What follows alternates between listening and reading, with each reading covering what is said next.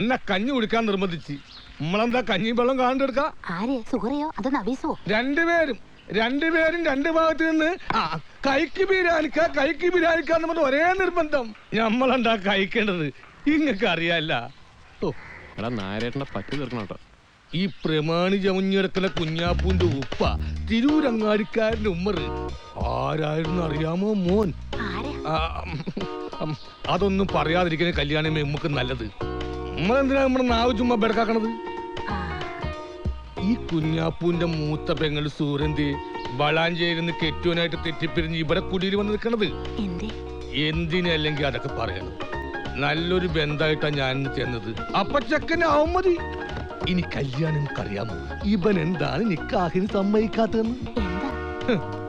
ഒന്നും പറയാതിരിക്കാണ് കല്യാണി അമ്മ നമുക്ക് നല്ലത്.